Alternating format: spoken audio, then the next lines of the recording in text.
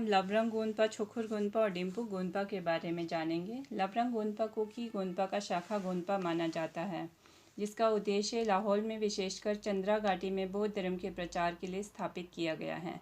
इस गोनपा ने कोठी सिस्सू और कोकसर के निवासियों के धार्मिक तथा सामाजिक बौद्ध धर्म के संस्कारों के संचार में महत्वपूर्ण योगदान दिए हैं। ऐसा माना जाता है बौद्ध धर्म के द्वितीय प्रचार तनपा थीदर के समय के अग्रदूत महाअनुवादक रिंचन जांगपो सन 958 से 1055 ईस्वी पूर्व रहे थे के 10वें निर्माण काया टुल्कू जांगजुंग छोवंग ड्राकपा 1404 से 1471 ईस्वी के समय इसका निर्माण किया गया था।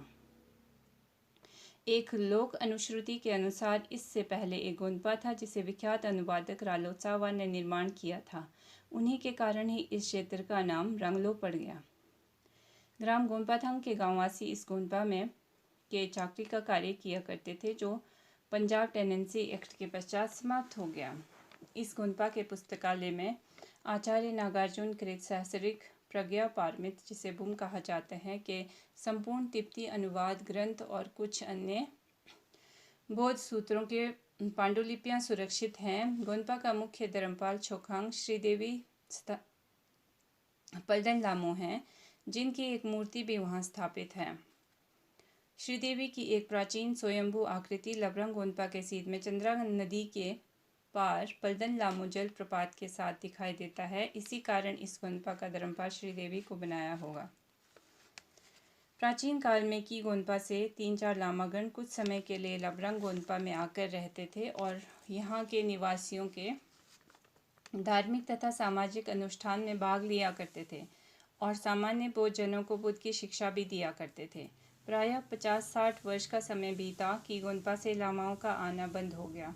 अब आसपास के क्षेत्र के निवासी आस पड़ोस के लामाओं को बुलाकर कुछ वर्ष रखते हैं और इस तरीके से इस गोनपा का कार्य सुचारू रूप से तो नहीं परंतु बिना रुकावट के चल रहा है।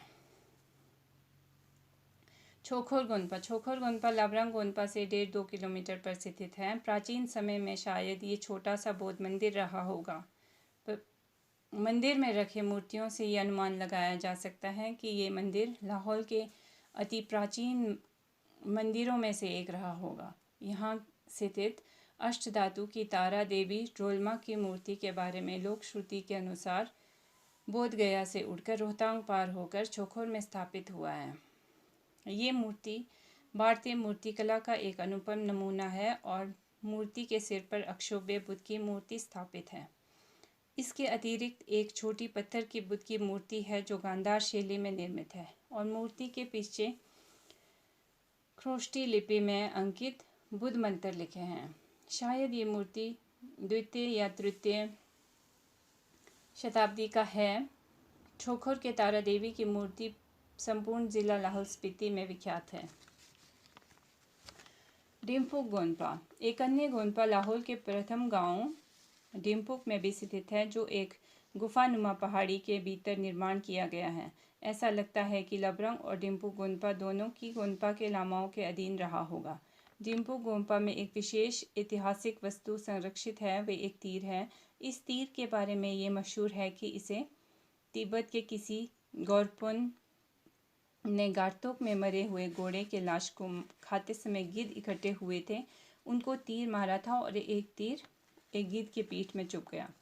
वह उड़ता हुआ आसमान में गुम हो गया और कुछ वर्षों के पश्चात वही गोरपुन गर्जा फाकपा त्रिलोकनाथ के दर्शनार्थ स्पीति घाटी होते हुए डिम्पू गोनपा में ठहरे तो उन्होंने अपने तीर को मंदिर के एक कोने में रखा हुआ पाया। पूछा तो पाया 2-3 साल पहले एक गिद्ध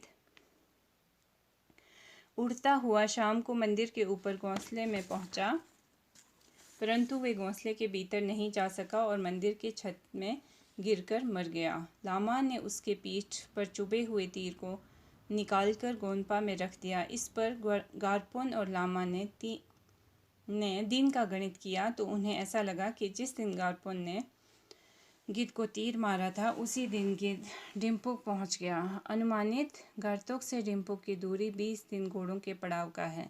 इससे यह अनुमान लगाया जा सकता है कि गिद्ध कितनी तेज रफ्तार से उड़ते हैं। ये वाकया 17वीं शताब्दी का बताते हैं।